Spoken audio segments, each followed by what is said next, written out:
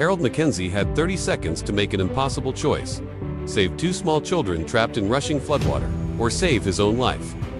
What he chose brought a fleet of federal helicopters to his door, but not for rescue, for something far more powerful. This story will challenge everything you think you know about courage, about family, about the bonds that connect us across every boundary we build. But first, you need to understand what Harold found in that devastating flood, because what these little girls were hiding would change 3 lives forever. And when federal authorities discovered the truth, they responded in a way that will restore your faith in humanity. July 2025. Devastating floods in Central Texas. Harold Mackenzie was 3 miles from home when the world exploded, water rising 26 feet in 45 minutes. And somewhere in the chaos, 2 small voices crying for help. Lightning split the Texas sky like God's own whip. And Harold Mackenzie was driving straight into the storm when he heard something that made his blood freeze. Not the wind, not the thunder. Crying. Human crying. High-pitched, desperate. The kind of sound that cuts through storms and reaches straight into the part of your brain that remembers being helpless. Every instinct screamed at him to turn around. Get to safety. The flood was getting worse, not better. And the last thing Central Texas needed was another body to search for when the weather cleared. But that crying, it was small, young, and absolutely terrified. What Harold saw next broke every rule of nature. 2 tiny girls, miniature, fragile, no more than 3 and 4 years old, trapped in a partially submerged tree, clinging to each other like broken dolls. The water was rising fast around them, and they couldn't swim. Their little clothes, which looked expensive, like children from wealthy families, were soaked and heavy. Harold stopped the truck on the nearest elevated road. The current was violent, deadly. Any sensible person would have called 911 and waited for professionals. But 911 was overwhelmed. Cell towers were down, and these girls didn't have 30 minutes. They had maybe 5. The older one, about 4 years old, held her little sister against her chest, humming something he couldn't hear over the storm, but he could read her lips. It was a lullaby, a 4-year-old singing to comfort a 3-year-old in their final breaths. Harold was 67 years old, retired forest ranger, bad knees heart that had seen better days. No business trying to rescue anyone from a current that was dragging cars like toys, but when you see pure innocence about to be swallowed by chaos, you don't calculate odds. Thunder crashed overhead. The rain intensified, turning from bullets to artillery shells of water that made seeing difficult and thinking nearly impossible. Harold had maybe 30 seconds before the flood got bad enough to kill them all. 30 seconds to decide. The smart thing, the safe thing, was to drive for help. Bring professionals with proper equipment and medical training. These girls needed more help than one retired cowboy could provide. But 30 seconds in this storm might be 29 seconds. Too many. Harold made his choice. He got out of the truck, moving slowly toward the water. Speaking in the low.com voice he used with spooked animals. Easy, girls, easy. I'm here to help. Their little eyes tracked his movement, intelligence and suspicion warring with desperation. The older one made a sound, half cry, half whimper, that somehow conveyed volumes. These are mine. I was protecting them. Don't hurt them. I won't, Harold said aloud, feeling slightly crazy for talking to children in the middle of a lightning storm, but you're dying if you stay here.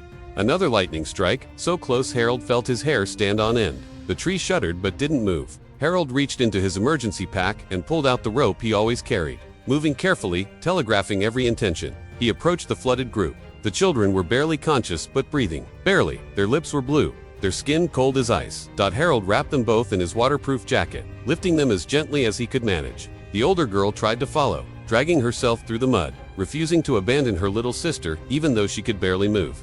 That's when Harold made his second choice of the day. The harder one. He couldn't carry 2 small children and help a 3rd exhausted child through the flood. But looking into those eyes that held intelligence, loyalty, and a love so fierce it transcended species, Harold knew he couldn't leave her behind. These girls had saved each other, had protected one another with their own bodies, kept each other alive when everything else had failed. Harold wasn't going to let any of them die alone. But what Harold didn't know was that these weren't ordinary children lost in the flood. With the girls in one arm and supporting the older one with the other, Harold managed to get back to his truck. Thunder roared. Lightning turned the world white, and Harold Mackenzie drove toward home, carrying 3 lives he had no business being able to save. If you're already invested in this story, do me a favor and hit that subscribe button, because what happens next? You won't want to miss a single episode of this series. Harold's cabin had never held so much life and death at the same time. The one-room structure, built by his grandfather in 1952 and barely updated since, now served as an emergency medical center for patients he had no idea how to treat. The twin girls lay on his bed, wrapped in every blanket he owned. their small bodies sharing warmth as they fought hypothermia with the quiet desperation of those too young to understand how close to dying they really were. Outside, the storm raged on, making communication impossible. His radio crackled with static. The phone lines had been down since the first lightning strike. So Harold did what he always did when faced with problems he couldn't solve. He worked with what he had. The children first. Basic first aid from his army days. Warm blankets, body heat, careful monitoring of breathing and pulse. They were severely dehydrated, but conscious now, their dark eyes tracking his movements with the wary intelligence of those who'd learned early that adults weren't always safe. They hadn't spoken, not one word since he'd found them. But they communicated in other ways, hand squeezes, shared glances, the unconscious mirroring that identical twins often displayed. When one stirred, the other stirred. When one's breathing changed, so did her sister's. But there was something else. Something that made Harold feel these children were different. As the hours passed, Harold found himself talking to his unusual patience. To the girls, he offered reassurance in the soft tone he'd once used with his own daughter, before the divorce, before everything fell apart, before he'd retreated to this isolated corner of Texas to lick wounds that had never properly healed. "You're safe now," he told them as he coaxed small sips of warm broth past pale lips. "Whatever happened, wherever you came from, you're safe here." But there were details that bothered him. The girls' clothes, even wet and dirty, were clearly expensive. Soft fabrics, perfect stitching, the kind that cost more than Harold spent on clothes in an entire year. Their hair, even tangled by the storm, had been recently cut by professionals. And their teeth, small and pearly, the kind that came from first-class dental care. These weren't children from poor families living near flood zones. These were clearly daughters of someone with resources. But if their families had money, where were they? Why were two small children alone during the worst floods Central Texas had seen in decades? And there was something else that troubled Harold.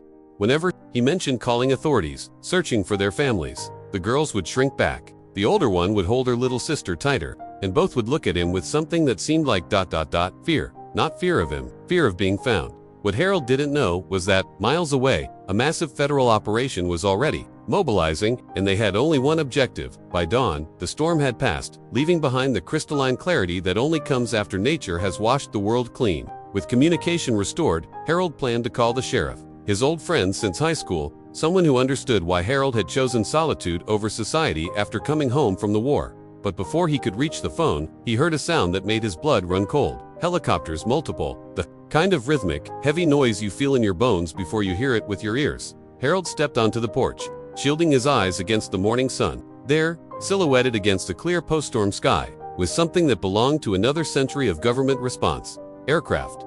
Dozens of them, maybe hundreds, coming toward his cabin with the steady, purposeful pace of an army on the march. But not an army of conquest, an army of something else. Harold didn't know it yet, but word had spread through federal agencies faster than wildfire. Word of two small children who had survived impossible odds. Word of a man who had risked everything to save them. And now, the federal response was coming to respond. All of them. FBI helicopters, Homeland Security, even some unmarked military aircraft. The operation was so large that air traffic controllers in 3 states had to coordinate the airspace. But why a massive federal operation for 2 children lost in the flood? Harold stood on his porch, coffee forgotten in his hands, watching the most magnificent sight he'd ever witnessed. The helicopters stopped about 50 yards from the cabin, arranged in a great semicircle that seemed to embrace his small homestead without threatening it. The silence that followed was profound. Hundreds of people and hundreds of machines waiting with the kind of patience that could only come from a mission that measured time in generations. Not minutes. One helicopter landed separately from the others, and from it stepped a man Harold recognized from the news. The man who stepped out of the lead helicopter was someone Harold had seen on television but never expected to meet in person. Tall, distinguished, with graying hair at the temples and eyes that carried both authority and deep pain. Judge William Sterling Montgomery, Texas Supreme Court Justice, one of the most powerful men in the state. "Harold Mackenzie," the judge said, his voice carrying clearly in the still morning air. "I have come to thank you for saving my daughters." Harold blinked. "His daughters, all Texas children, are my daughters," the judge continued, his voice heavy with emotion he was clearly struggling to control. "But Emma and Sophie, their blood is my blood. Their survival is a gift beyond any price." Behind the judge, the massive federal operation remained motionless, waiting. Harold could feel their collective attention like a physical weight. Hundreds of pairs of eyes focused on this moment with an intensity that made his skin prickle. "I just did what anyone would do," Harold said, his voice sounding small and inadequate. "No," the judge said, and now there were tears in his eyes. "You did what almost no one would do. You risked your life in a storm to save children. You didn't. No. Protected by a situation you had no obligation to help. And you did it not because it was easy, but because it was right. But how did two daughters of one of the most powerful men in Texas end up alone during the worst flood in history? The judge dismounted, his movements fluid and purposeful. May I see them? Harold nodded and led the way inside, acutely conscious of the simplicity of his cabin compared to the magnificence outside. But Judge Montgomery showed no judgment, only focused attention as he approached the bed where the twins were sitting up, their dark eyes widening with recognition and wonder. The judge spoke to them in low, gentle words, filled with relief and love. The girls responded eagerly, their own voices growing stronger as they told their story in the simple language only 3- and 4-year-olds can manage. And then Harold discovered the shocking truth of how these girls ended up alone. The words that came from Judge Montgomery's mouth made Harold feel like the ground had disappeared beneath his feet. They were at our family ranch, the judge explained, his voice heavy with guilt and rage. I sent them there with professional caregivers because I was receiving death threats over a recent court decision. I thought it would be safer. He paused, fists clenched. When the floods began before dawn, the security team and nannies panicked. They fled, abandoned Emma and Sophie to save their own lives. Harold felt something cold settle in his stomach. People paid to protect these children had left them to die. For 3 days, the judge continued, his voice breaking. I thought I had lost everything that matters to me. I mobilized every federal and state resource available. I offered $5 million reward. I didn't sleep, I didn't eat, because losing my wife in childbirth was agony enough. Losing my daughters too. He couldn't finish the sentence. But there was more to the story. Something that would make Harold understand why this massive federal operation was necessary. Judge Montgomery looked Harold directly in the eyes. You didn't just save my daughters, Mr. Mackenzie, you saved me from a life that wouldn't be worth living, because without them, I am nothing. Outside, through the window, Harold could see the federal operation reorganizing. Not to leave, but to demonstrate something he didn't yet understand. Emma, the older one, suddenly ran to Harold and hugged his legs. Grandpa Harold, she said with the simple confidence of childhood. Are you going to stay with us? And that's when Harold Mackenzie understood that his life had just changed forever. What happened next was unlike anything Harold had ever experienced. Judge Montgomery, one of the most powerful men, not just in Texas but in the entire nation, knelt down in Harold's humble cabin. Mr. Mackenzie, he said, his voice carrying a reverence that made Harold feel deeply uncomfortable. You have given me back my reason for living. There is not enough honor in this world for what you have done. He stood up, his eyes blazing with the determination Harold recognized the look of a man who had made a decision that would change lives. The federal operation outside isn't just for search and rescue, the judge explained. It's to establish something new, something that honors what you represent. Judge Montgomery walked to the window, looking out at the massive assembly waiting respectfully outside. For years, we've talked about American values, about what it means to serve something greater than ourselves. But you lived it. You risked everything for strangers, not because you would be rewarded, but because it was right. And then he said something that would change not just Harold's life, but hundreds of others. We're establishing the Mackenzie Center for emergency response right here, the judge announced, built on this land where you chose courage over convenience. It will be a training center where first responders, forest rangers, and civilians will learn not just rescue techniques, but the kind of courage you demonstrated. Harold blinked, trying to process. I'm not a hero, Judge. You just did what almost no one would do, Judge Montgomery interrupted. And in doing so, you reminded us of who we can be when we choose compassion over convenience, when we choose community over isolation, when we choose to see children as our children, regardless of their origin. But the training center was just the beginning of what Judge Montgomery had in mind. 3 years later, Harold Mackenzie stood in the United States Capitol, wearing an uncomfortable suit and holding the hands of 2 little girls who had become the center of a story that captured America's imagination. The ceremony was unprecedented, a joint session of Congress, honoring a private citizen for what they called extraordinary heroism in preserving American values.